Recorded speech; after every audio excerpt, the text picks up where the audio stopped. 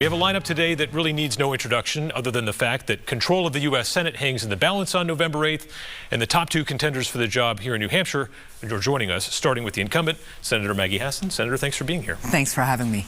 Okay, so you run into an undecided voter at Market Basket or Dunkin' Donuts, as you've referenced, and you got to make your pitch to seal the deal to get their vote. What do you say? I say that Granite Staters put aside their differences all the time and work together to solve problems. And that's the approach I've tried to follow their example in the United States Senate.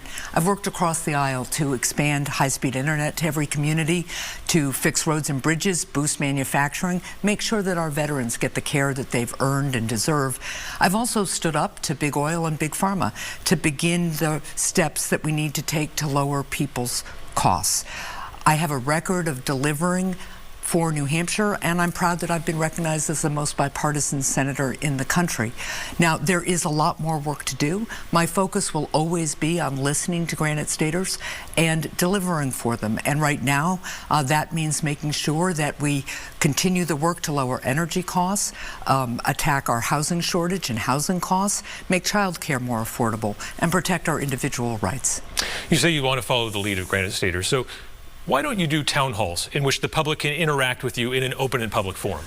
So, starting in my time as governor and now as a United States Senator, I have worked to make sure that I am out in New Hampshire in all sorts of different venues, listening to people, giving them the opportunity, either informally or in, let's say, issue-based roundtables, to talk with me about what's important to them. And I think what you see in my record of delivering for Granite Staters is that that approach works.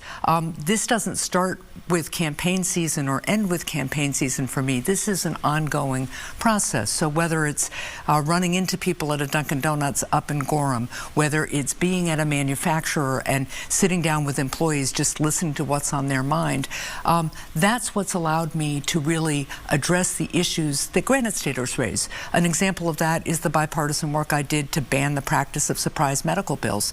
It was Granite Staters who began reaching out to my office to say, I have insurance coverage, I'm paying a hefty premium for it, but I keep getting bills for care that I thought was covered by insurance. What's going on? So I started meeting with them and started inviting more and more people with these stories of surprise medical bills in New Hampshire to talk with me.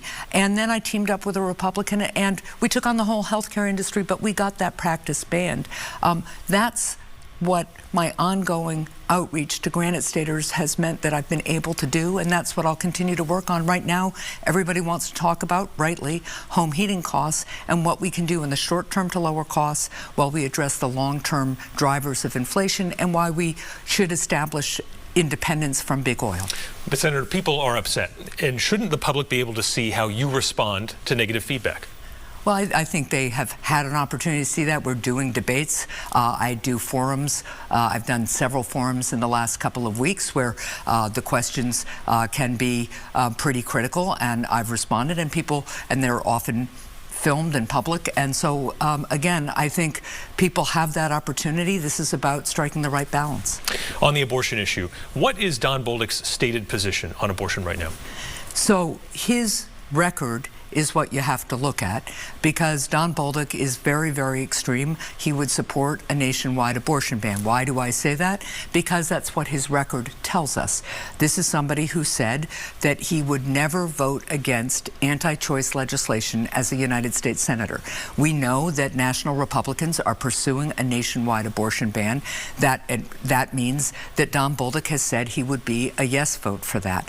When Dobbs was decided, he said women should rejoice that Roe v. Wade is overturned, and when we pushed him on that, he said we should get over it. As you know, he's also said that he believes gentlemen legislators should make these fundamental decisions about health, safety, and life for women. And so when you add up all of his record here, it is very clear he would be a yes vote. It's also very clear that he is trying to hide how extreme he is on this issue because he knows it's so out of step with Granite Staters. Senator, he says you're misrepresenting him. So what is his position right now? Well, he says now that this is a states' rights issue. That's what we're seeing national Republicans say, the same people who brought us Supreme Court justices who said they would respect precedent and didn't. And remember, Mike Pence, Mitch McConnell continue to pursue a nationwide abortion abortion ban. Don Bolduc's record here and how he talks about it makes clear he'd be a yes vote. You've attacked General Bolduc for supporting a fair tax.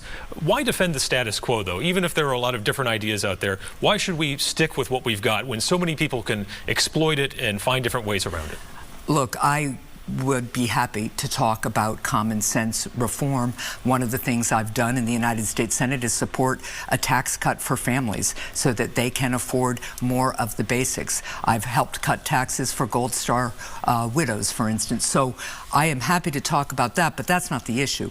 Don Bolduc supports what's called the fair tax, which is a 23% sales tax on everything you purchase, including rental, including healthcare, right? So he is talking about raising your prices. Think about what people are struggling with right now: energy costs, housing costs. Don Bolduc wants to add a 23% tax to that, sales tax to that, regardless of your income. That will hurt Granite Staters. It will raise their costs, as will his proposal to eliminate Social Security and make massive cuts to Medicare and privatize it. He also has opposed other common sense things that we've passed, a new law to allow Medicare to negotiate prescription drug prices, for instance, which seniors will start seeing the benefits of in January if they are on insulin, when insulin will be capped at $35 a month for seniors. Don Bolduc opposes that too. So again, we have a candidate with very extreme views who is working to hide those views from Granite Staters, and that should be of concern. And his views and his agenda will increase people's costs, and I want them to be aware of that. Speaking of taxes, you've called for a suspension of the gas tax. Your fellow Democrats haven't gone along with that. You've called for other things to be done as well on the issue of energy. Democrats haven't gone along with those either.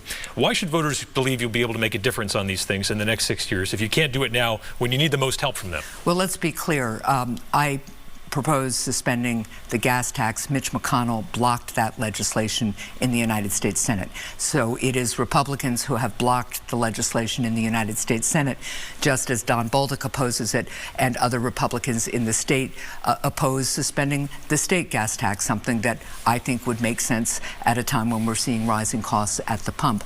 I have a record of delivering for Granite Staters. We talked about surprise medical bills. I was one of the negotiators on the bipartisan infrastructure bill, which is going to get high-speed internet to every community in New Hampshire, as well as invest in critical things like drinking water infrastructure, fixing our roads and bridges. We're already feeling the impact, the positive impact of the infrastructure bill in terms of funding the Portsmouth Harbor so it can widen its turning basin.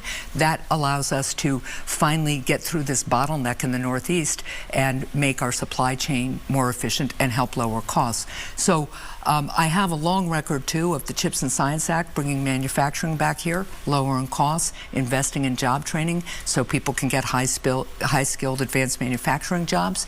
I am proud of my record of delivering for New Hampshire, and I'll continue to fight and push on suspending the gas tax, along with continuing to fight to push the president to release more home heating fuel from a reserve that the Department of Energy has to help have an immediate lowering impact on people's energy costs right now.